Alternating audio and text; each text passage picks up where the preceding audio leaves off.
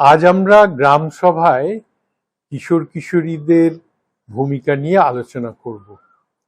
এর আগে কয়েকবার আমরা একটা ভালো গ্রাম, একটা ভালো সমাজ গড়ার জন্যে প্রথমেই একটা খুব ভালো গ্রাম সভা বা 16 আনার দরকার আছে তাই নিয়ে আলোচনা করেছি।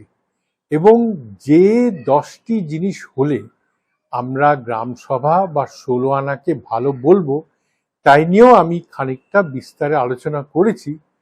তো আজকে যে বিষয়টা কিশোর কিশোরীদের ভূমিকা, সেইটা যাবার আগে একবার সেই 10টা যে ভালো গ্রাম সভার লক্ষণ তাই নিয়ে আমরা সংক্ষেপে একবার বলে নিতে চাই।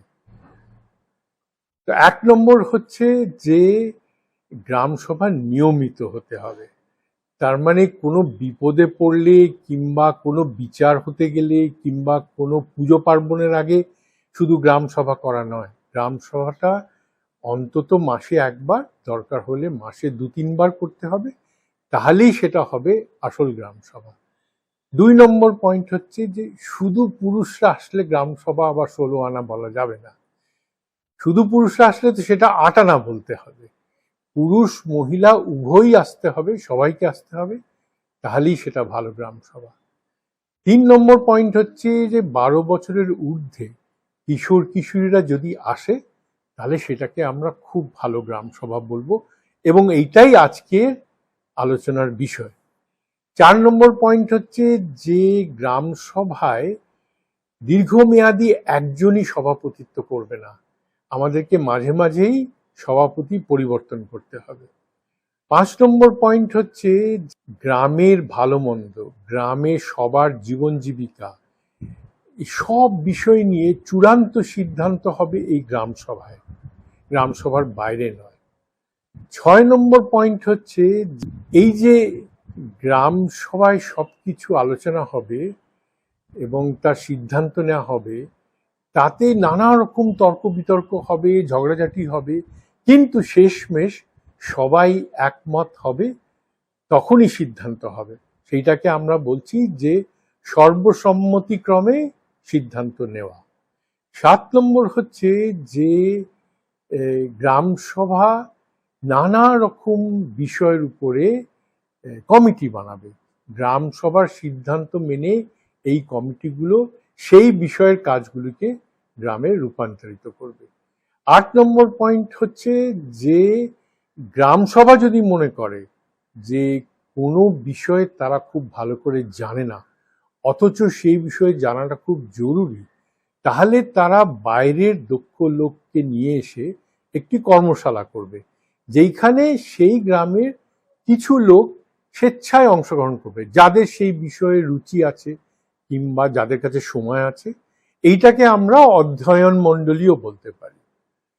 এবারে 9 নম্বর পয়েন্টটা খুব গুরুত্বপূর্ণ, সেটা হচ্ছে যে গ্রাম সভায় সবাই মিলে আলোচনা করবে যে ভালো সমাজ বলতে তারা কি বোঝে, এবং এটা একবার দুবার আলোচনা করলে হবে না, এইটা দীর্ঘমেয়াদী একটা আলোচনা চলবে, এবং সেই ভালো সমাজের ধারণার ভিত্তিতেই তারা ঠিক করবে যে তারা কি করবে, কি খুব সাবধানে করবে এবং কি কি তারা করবে না। এবং শেষ যেটা 10 নম্বর পয়েন্ট একটা ভালো গ্রাম সভাজে, সেইটা হচ্ছে যে গ্রাম সভা নীরস হবে না। এই গ্রাম সভাকে প্রাণবন্ত করার জন্যে এইখানে নাচ, গান, নাটক, সিনেমা, খাওয়া দাওয়া এইগুলোকেও যুক্ত করতে হবে। তাহলে এইটা হচ্ছে আমাদের একটা ভালো গ্রাম সভার ছবি, যে গ্রাম সভার মাধ্যমে আমরা ভালো সমাজের দিকে এগোবো। এখন আমাদের 3 নম্বর পয়েন্ট যেটা ছিল, যেটা আজকের বিষয়, যে গ্রাম সভায় কিশোর কিশোরীদের অংশগ্রহণ। তো কেন আমরা এই কিশোর কিশোরীদের উপরে এত জোর দিচ্ছি? তার কারণটা হচ্ছে যে এই 12 থেকে 17-18 বছর বয়সের কিশোর কিশোরীদের কিছু বিশেষ দক্ষতা বা বিশেষ কিছু গুণ আছে, যেই জন্য আমরা এই আলোচনাটা করছি। তো সেইগুলো কি? তো তো একটা একটা করে আমি বলি। প্রথমেই আজকে গ্রামাঞ্চলে বেশিরভাগ জায়গাতেই কিশোর কিশোরীদের মধ্যে অনেকেই লেখাপড়া করতে জানে, কিছু অঙ্ক করতে জানে, এবং যেটা বড়রা অনেকেই জানে না। এবং এই যে গ্রাম সভার কাজে এই লেখাপড়া এবং অঙ্ক করার দক্ষতাটা খুবই কাজে লাগবে। দ্বিতীয় যে গুণটা আছে সেটা হচ্ছে যে স্কুলে কিছুদিন বা অনেক দিন যাওয়ার ফলে বেশিরভাগ জায়গাতেই কিশোর কিশোরীদের বৃহত্তর সমাজের, দেশের, পৃথিবীর সম্পর্কে একটা মোটামুটি জ্ঞান এখন হয়েছে, এবং অন্যরকম মানুষ, অন্যরকম সমাজ কি হতে পারে সেই সম্পর্কেও তাদের একটা দক্ষতা হয়েছে। এবং এইটাও গ্রাম সভার কাজের জন্য এটাও খুব জরুরি। এবং এর মধ্যে যেটা আছে যে আজকে মানব সভ্যতার যে সংকট, প্রকৃতির যে সংকট, এইটাও কিন্তু স্কুল পাঠ্য বইয়ে কিশোর কিশোরীরা একটু গভীরতার সঙ্গেই কিন্তু পড়ছে এবং জানছে। তৃতীয় জিনিসটা হচ্ছে যে এই 11-12 বয়স মতন হতেই কিশোর কিশোরীদের একটা বোধ হতে আরম্ভ করে, একটা ভালো মন্দের বোধ, একটা কি উচিত কি অনুচিতের বোধ, কি করবে কি করবে না এটার বোধ। এবং এইটা খুব একটা জরুরি জিনিস। চতুর্থ যে বিষয়টা হচ্ছে, এটা এই তৃতীয় বিষয়ের সাথে জোড়া, সেটা হচ্ছে যে এই বয়সে কিশোর কিশোরীদের একটু বিদ্রোহ করার প্রবণতা থাকে। এই বড়রা যা বলছে সেইটাকে অমান্য করা, সেটাকে না শোনা। তো এই যে জিনিসটা, এটা কিন্তু খুব গুরুত্বপূর্ণ। এই জন্যে গুরুত্বপূর্ণ যে পৃথিবীতে যে কোনো সমাজেই প্রচুর আবর্জনা জমে, বিচ্ছিরি রকম নানা রকম বিভেদ, বৈষম্য সৃষ্টি হয়, এবং স্বার্থপররা এইগুলোকে সৃষ্টি করে। মানে আজকের দিনে আমরা জানি যে ধর্ম, জাতপাত, নারীদের সাথে বৈষম্যমূলক ব্যবহার, ধন দৌলত এবং ক্ষমতার বৈষম্য, এইগুলো চারিদিকে বাড়ছে।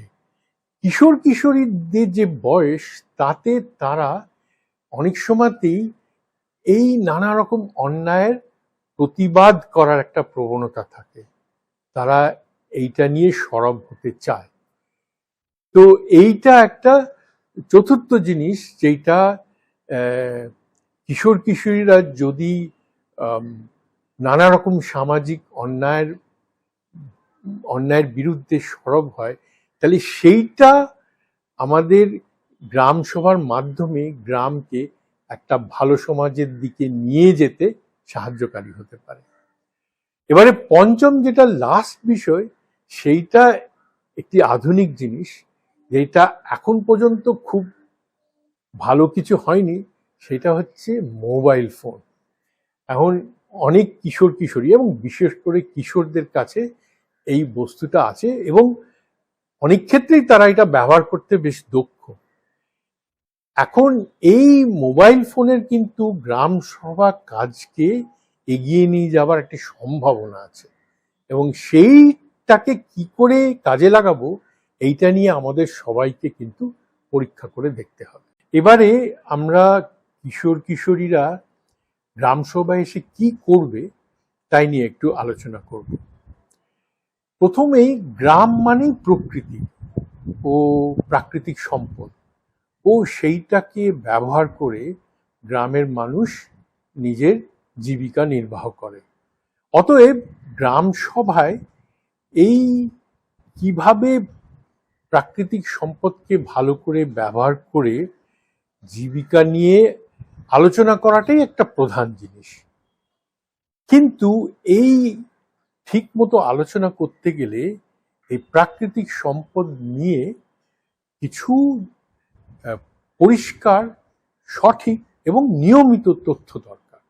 যে এই যে প্রাকৃতিক সম্পদ বলতে জল, জঙ্গল, জমি, তো এইটা কতটা আছে, কোথায় আছে, এর অবস্থাটা কি, এটা কিভাবে ব্যবহার হচ্ছে, কিভাবে ব্যবহার হচ্ছে না, অথচ কি সম্ভাবনা আছে, এটা কার, এই তথ্যগুলো জোগাড় করতে হবে।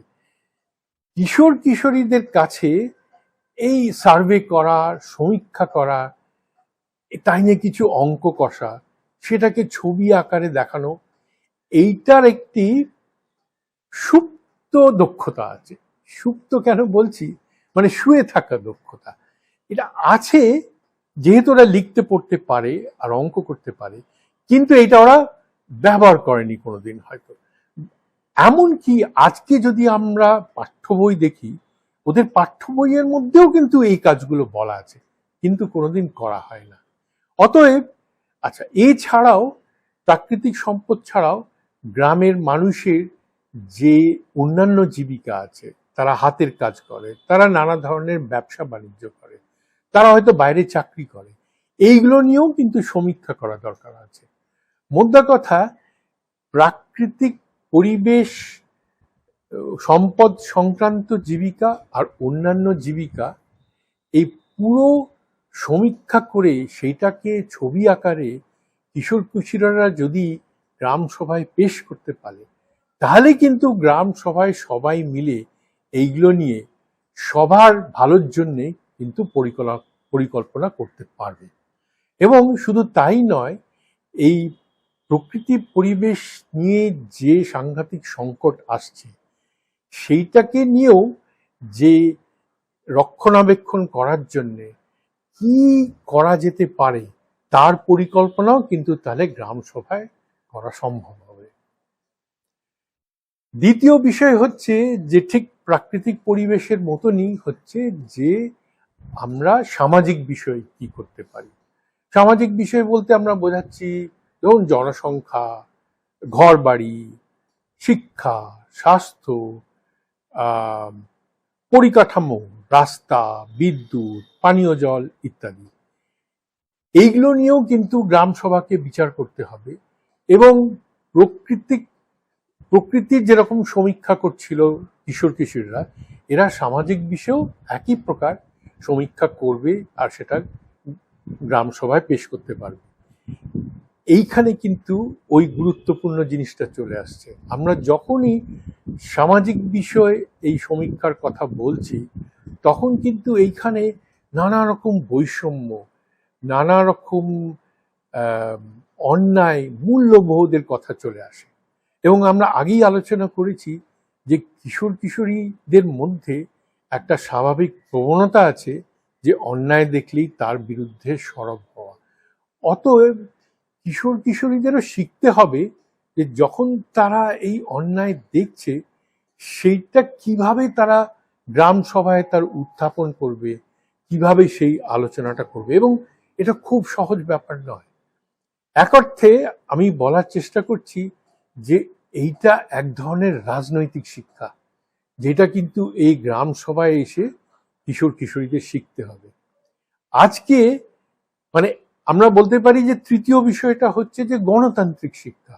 আজকে কিন্তু তাদের পাঠ্য বইয়ে গণতন্ত্র আছে, কিন্তু সেটা পড়ে মুখস্থ করে পরীক্ষার খাতায় লিখে ভালো মার্কস পাওয়াটা তো কোনো গণতান্ত্রিক শিক্ষা নয়। কিন্তু গ্রাম সভায় এসে এই তর্কে বিতর্কে, এই আলোচনায় অংশগ্রহণ করা, এইটার ফলে যে গণতান্ত্রিক অভ্যাসগুলো হবে, গণতান্ত্রিক দক্ষতা হবে, এইটাই কিন্তু আসল গণতন্ত্রের শিক্ষা। চতুর্থ বিষয়টা হচ্ছে যে কিশোর কিশোরীরা এখন মোটামুটি চতুর্থ শ্রেণী থেকে স্কুলে ম্যাপ বা মানচিত্র বলে জিনিসটা শেখে, কিন্তু সেখানে তাদের গ্রামের মানচিত্র শেখে না। এখন তারা যে সমীক্ষাগুলো করছে, সে প্রকৃতি হোক, সামাজিকই হোক, তার নানা ধরনের মানচিত্র কিন্তু কিশোর কিশোরীরা বানাতে পারবে। এবং এই মানচিত্র বানিয়ে গ্রাম সভাতে যদি পেশ করে, তাহলে কিন্তু যারা স্বাক্ষর নাও, তারাও এটা থেকে একটা ছবি, সেই ছবি দেখে কিন্তু আলোচনা এবং পরিকল্পনা করতে গ্রামের লোকেদের খুবই সুবিধা হবে। এবারে আমরা বলছিলাম কি যে গ্রাম সভা দরকার মতো নানা বিষয়ভিত্তিক কমিটি বানিয়ে নেবে। এখন সেই কমিটিগুলো ভালোভাবে কাজ করতে গেলে তাদের কিছু সমীক্ষা করতে হবে, কিছু অঙ্ক কষতে হবে হয়তো। মানে যে যে দক্ষতা আমরা দেখলাম কিশোর কিশোরীর আছে, সেগুলো কিন্তু এই সব কমিটির কাজেও লেগে যাবে। অতএব এমন হতেই পারে যে যারা কিশোর কিশোরী আছে তারা ভাগাভাগি করে নানা রকম কমিটিতেও ঢুকে পড়তে পারে। আমরা আলোচনা করছিলাম যে গ্রাম সভা মনে করতে পারে যে যে বিষয়ে ওরা ভালো জানে না সেখানে বাইরের দক্ষ লোক নিয়ে এসে তারা একটা কর্মশালা বা অধ্যয়ন মণ্ডলী করবে। এখানেও কিন্তু কিশোর কিশোরীরা তারা প্রত্যেকের যে বিষয়ে রুচি আছে সেই অধ্যয়ন মণ্ডলীতে তারা কিন্তু অংশগ্রহণ করতে পারে। তাহলে অধ্যয়ন মণ্ডলীগুলো জমবে, কেন কি কিশোর কিশোরীরা নানা রকম প্রশ্ন করবে, তারা একটু লেখাপড়াও পারে, তাহলে অধ্যয়ন মণ্ডলীগুলো খুব জমবে এবং কিশোর কিশোরীরাও শিখবে। এবারে যেটা বলছিলাম যে গ্রাম সভাকে প্রাণবন্ত করতে গেলে এইখানে একটা নাচ গান নাটক এইসবের একটা ভূমিকা আছে। এখন আমাদের মনে রাখতে হবে যে কোনো সংস্কৃতি দাঁড়িয়ে থাকে না, সব সংস্কৃতি পরিবর্তন হয়, নতুন জিনিস আসে। আজকে এই কিশোর কিশোরী বাহিনী তারা গ্রামের যে পুরনো সংস্কৃতি চলে আসছে, যে গান বাজনা নাচ ইত্যাদি চলছে সেইগুলো তো শিখবেই, কিন্তু এর মধ্যে নতুন জিনিস কি কি আনা যায় সেটাও ভেবেচিন্তে সবাই মিলে সেটাকেও গ্রামে নিয়ে আসবে এবং এইখানে স্বাভাবিকভাবেই কিশোর কিশোরীরা এটা খুবই ভালো করতে পারবে। লাস্ট যে বিষয়টা হচ্ছে যে আমরা যেটা বলছিলাম যে গ্রাম সভাকে একটা ভালো সমাজ কি সেইটা নিয়ে নিয়মিত আলোচনা করতে হবে। এইখানে কিন্তু কিশোর কিশোরীদের অংশগ্রহণ খুবই জরুরি। কেন কি, এইটা তো তাদেরই ভবিষ্যৎ গ্রাম, এইটা তো তাদেরই ভবিষ্যৎ সমাজ। আর তারা যারা স্কুল এ যাচ্ছে তারা কিন্তু এখন এই যে নানা রকম মানুষের সংকট, এই যে প্রকৃতি পরিবেশের সংকট, এই নিয়ে কিন্তু পড়ছে, এই নিয়ে ওদের খানিকটা জ্ঞান আছে। অতএব এইগুলো নিয়ে যখন আলোচনা হবে যে ভালো সমাজ কি, আমরা কি করব, আমরা কি করব না, তাতে কিন্তু কিশোর কিশোরীদের অংশগ্রহণটা খুবই জরুরি। তো এই এই এতগুলো জিনিস কিন্তু কিশোর কিশোরী বাহিনীরা করতে পারে গ্রাম সভাকে খুব প্রাণবন্ত করার জন্য, ভালো করার জন্য। শেষে যে কথাটা বলবো যে গ্রাম তো উপকৃত হবেই, আর কিশোর কিশোরীরাও এই যে তাদের জীবন জীবিকা, তাদের গ্রাম, তাদের এলাকাকে ভালো করার জন্য যে কাজ করবে তাদের আসল শিক্ষাটা হবে এই কাজ করতে করতে। এবং এক অর্থে বলতে গেলে কি, আমাদের কবিগুরু রবীন্দ্রনাথ ঠাকুর এবং গান্ধীজির এই ধারণাই ছিল শিক্ষা সম্পর্কে।